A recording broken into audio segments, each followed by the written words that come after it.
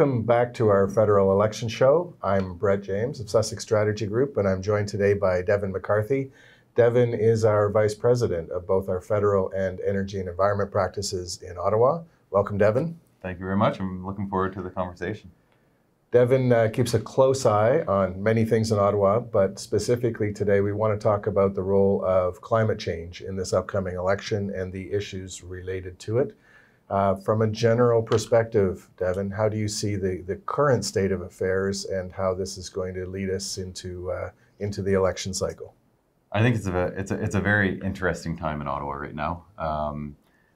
About 100 days out from the next election, and both energy and the environment are both top of mind in Ottawa amongst the political parties, but also it appears to be top of mind across the voters nationally. So Forum Research put out a poll last week. 26% of the respondents chose environment as their number one concern heading into the next election. In February, it was 15%, and traditionally, it's economy and health that sort of top the agenda in the minds of the voters. So clearly, the environment is top of mind. When I was at the Canadian Electricity Association, every year we did customer surveys, customer attitudes, and we would each year ask customers to evaluate between the trade-offs between the environment, pricing, and reliability, and each year, typically pricing reigns supreme, especially in this current era of increasing rates coast to coast to coast. In 2007, when we did that polling, we say, would you pay more for improved environmental performance of the electricity sector? Would you pay a little bit more for improved reliability? What is your trade-off between reliability and environmental performance? In 2007, the year after Al Gore put out The Inconvenient Truth, was the first year that the environment actually topped the agenda. And it seems to me with this forum poll, and it's only one poll, and how accurate is it across, how representative is it nationally? But it is a data point. And it appears as though the Liberal government, which has really been progressive on the environment over the last 4 years, may be hitting a sweet spot of elevated consciousness around the environment in the minds of the voters, and I would likely ascribe that to the wildfires, the flooding, sort of the natural disasters that we've been seeing over the last year across the country. So I really believe that both the environment and the energy file are going to be very prominent in the debates over the summer and in the lead up to the election. And I have a few things that I'll be watching very closely over the summer. Certainly the positioning of the parties on each of those issues. Pipelines is going to be a very hotly debated topic over the summer. Carbon pricing and clean fuel standard, a little more sort of wonky regulatory policy, but one that I think signals where the government would like to go, the Liberal government, which is to keep pushing forward on legislation and regulation in this direction, and perhaps we could unpack a few of those as we. I'd like to get into each of those, but before we do, so I agree, and I think I had John Wright on our first show, and John is also a veteran pollster and communicator, and he too indicated that environmental concerns are much higher than they have been traditionally for federal elections. Mm-hmm. And I think that there's no party, any of the mainstream parties, that doesn't agree that it's a major issue and that something greater needs to be done in Canada on climate change. The question is what? Mm-hmm. And as you alluded to, it's how much are Canadians willing to pay to address these issues. I've seen some polling that suggested that everybody's on board, they want to do more, but then when it comes to how much are they going to pay, support starts to drop. And I think you alluded to that from your experience at CEA. Yeah. But if it remains a top of mind issue and if it's a priority for Canadians, how do you think that that plays out in this election in terms of outcome? Well, it's going to be very interesting. So a couple of weeks ago on June 18th, the Conservatives unveiled their climate plan, a real plan, as they call it, or titled it.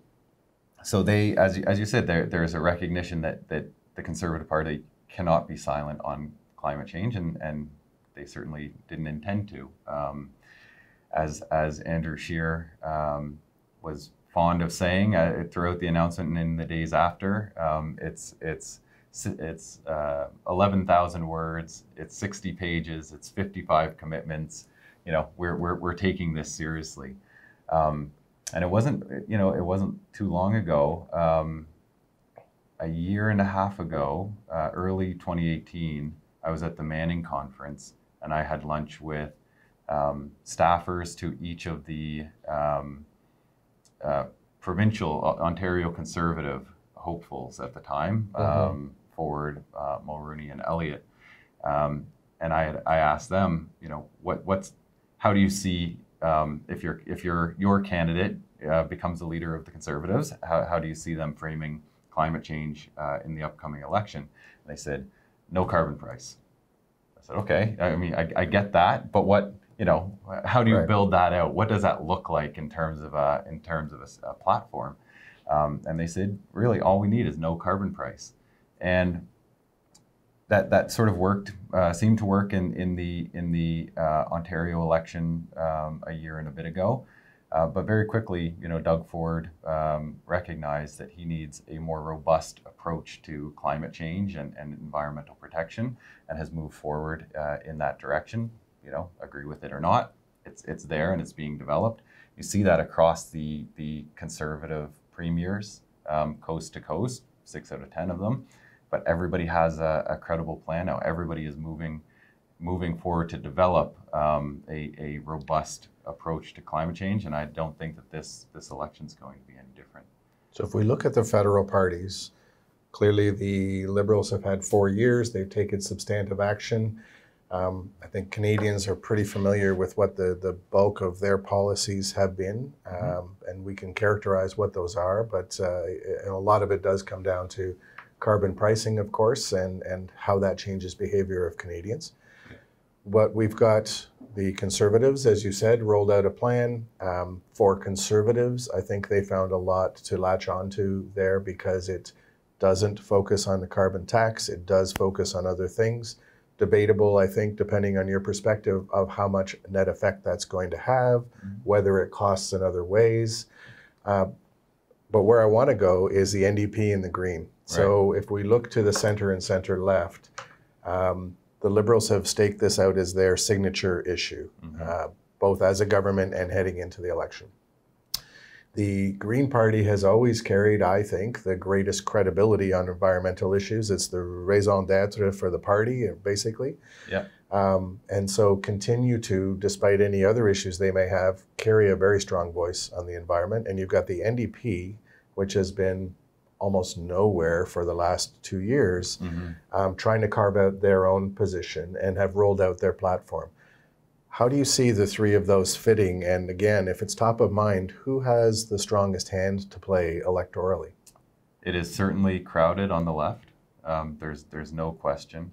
I think the NDP is trying to position themselves as the voice of the transitioning worker, moving from sort of the natural resource-based economy or the oil and gas economy to the clean energy future, clean tech. What does that mean in terms of retraining and that sort of thing? So I think they're hoping to be the voice of the worker. The Green Party, I mean, everybody's pretty clear on where the Green Party stands on these things. Which is no more pipelines. Which is no more pipelines, and essentially move away from the carbon-intensive economy as quickly as possible, as urgently as possible. Yeah.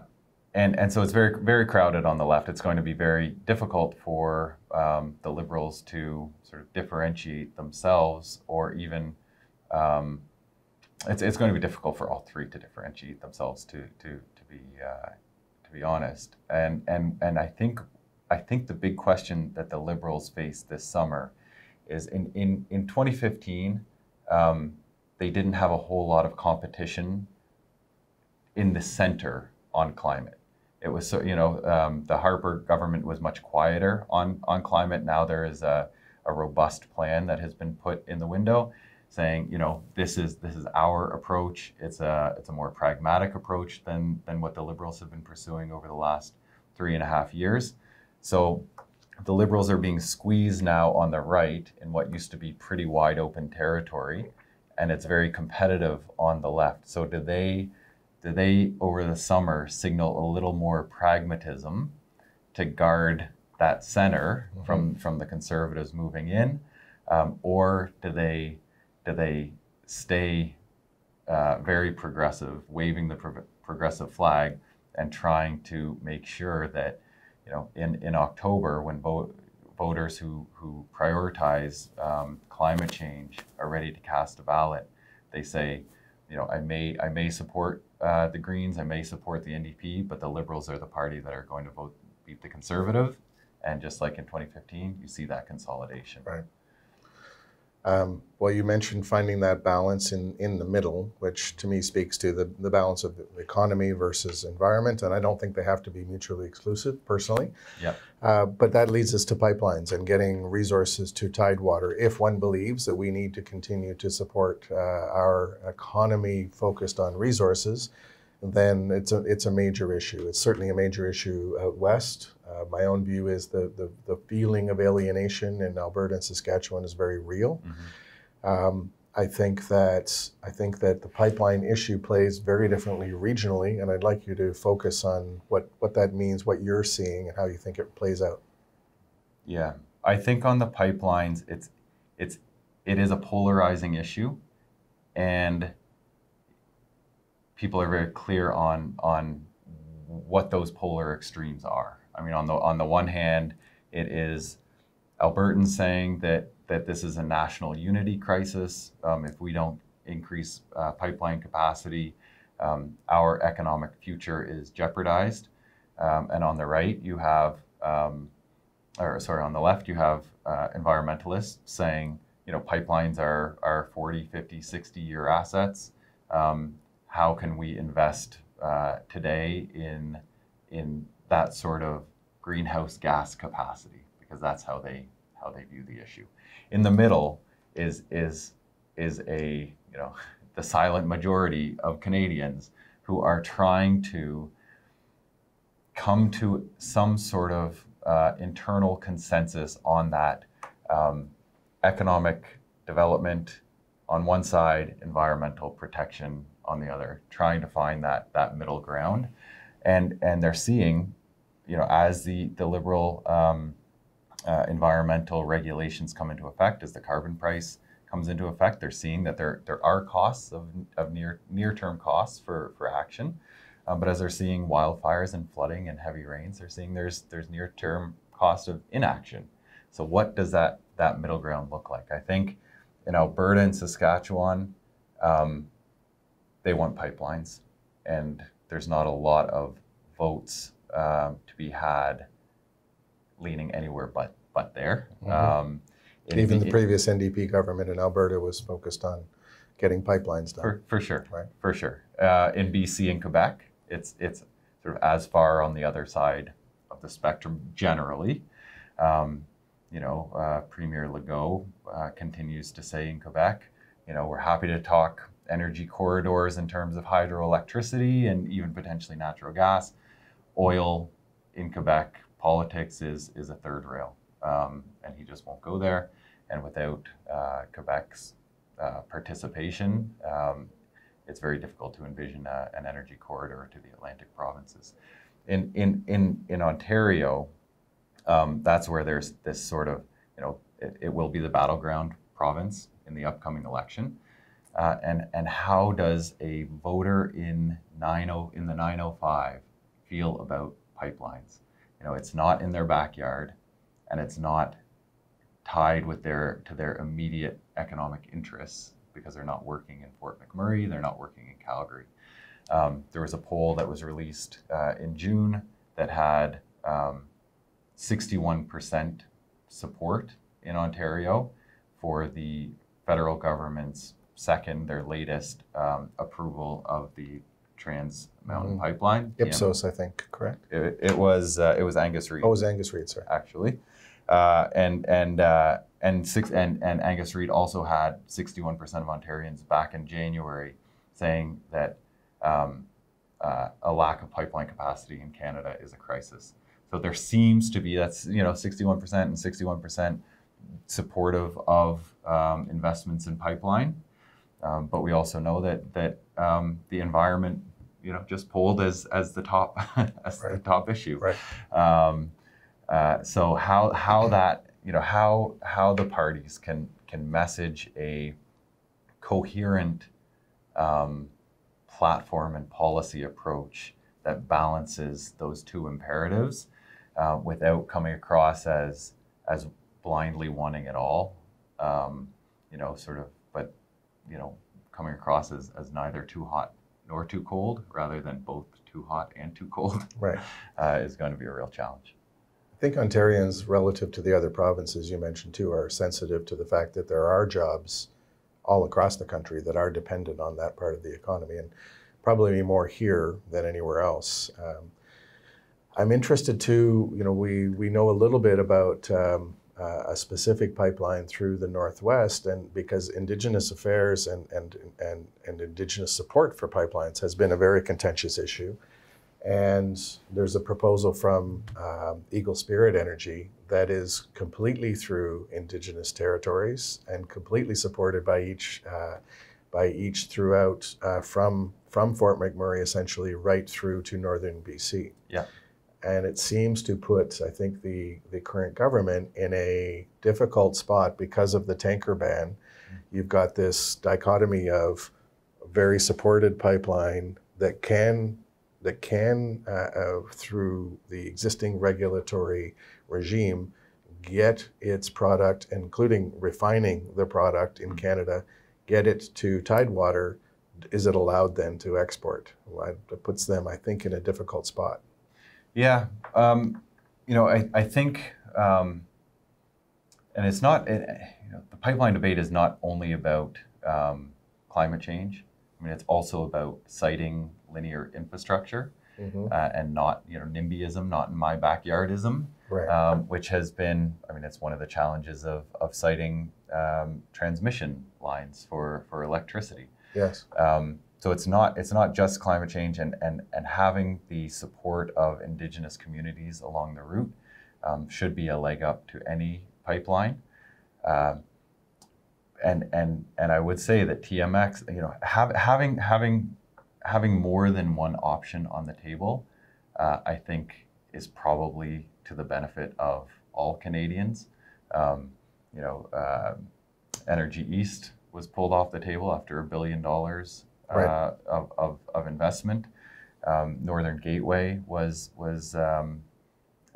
essentially rejected by the federal government back in 2016, which has really left the Trans Mountain Pipeline. But there, and the government has essentially committed to shovels in the ground this fall on getting that built, but it's not without its hurdles to getting done. So having more than one option on the table, I think probably bolsters, if the Liberals embrace it, would give them a little more credibility on their messaging that they're supportive of increasing pipeline capacity. But it's, for the Liberals, it's always a challenge to put their support behind any pipeline, including TMX, right, because of their supporters on the left. And we only have a few more minutes, and so we won't give this enough time, I don't think. But carbon tax, carbon pricing, major issue. Obviously, we've had court challenges, and I'd like you to focus on, for a second, how that plays out relative to the Council of the Federation, the provinces that are challenging, what that means, where it's headed, and Sure. how does it play in the election? Sure. So we've had two reference case decisions, one in Saskatchewan, one in Ontario, both by the most senior courts in those provinces, the provincial courts of appeal. In both cases, the courts found that the federal government is within its constitutional authority under the peace, order, and good governance clauses to enact that and enforce the legislation that brings in a carbon pricing system across Canada as a backstop. So far, the feds are 2-0. In both cases, though, it was a split decision. There were dissenting judges in both Saskatchewan and Ontario, and this was already heading to the Supreme Court because of the national interest scope of this issue. But having split decisions in both cases sort of smooths that path to the Supreme Court. I don't anticipate new court challenges coming at the provincial level unless Premier Kenney so moves.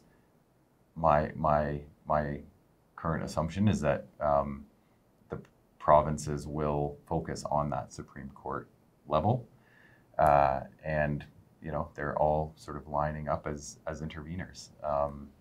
New Brunswick Premier Higgs will be in as an intervener. He has said, and he opposes the federal carbon pricing system.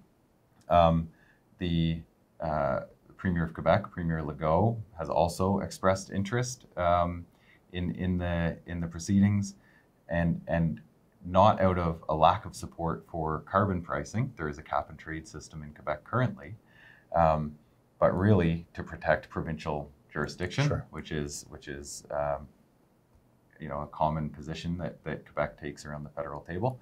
And then even PEI, a conservative premier, Premier King, newly elected, has said that they would, PEI will be an intervener, and he's not actually opposed to the federal carbon pricing system.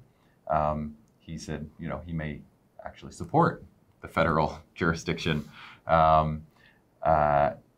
but at least wants to have a seat at the table. So I think right now, there is the Conference of Federation. The premiers met in Saskatoon this week. Climate change was on the agenda, pipelines were on the agenda, carbon pricing was on the agenda. I think that there's a lot of jockeying for position. Everybody wants to be at the table. Everybody recognizes that these are issues that are not going away. They won't be resolved in the next couple of months. Mm-hmm. They all want to be at the table and involved in the discussions moving forward. Well, as you've nicely laid out, it's there's many layers to it. I think that when it gets to the Supreme Court, the decision itself is important to the provinces, and as much for what jurisdiction does the federal government have in these matters versus the provinces is probably the number one thing. Mm-hmm. But I think more to the point in the short term, it plays to everyone's benefit. Every province gets to say they're fighting the government on this because they're making the case that it's going to cost Canadians something. How much that is, everybody can debate. Yep. They get to fight. The federal government, which has made it a signature issue, gets to fight and say they're defending the environment against these provinces that are taking them to court. So I think that they're all quite happy to have it front and center and be a signature issue. Yeah. There's other elements to this that we haven't gotten to today, and we'll pick up on another show, but let's just say that climate change, environmental and economic policies as they relate to the environment, to the climate, are going to be front and center, and it's going to be fascinating to watch how it plays out both on a national scale and regionally, and how it breaks down electorally when we get to the end of October, because I think that it's going to play a major role. Whether it's about the ballot box question remains to be seen, but it's going to be fun to watch.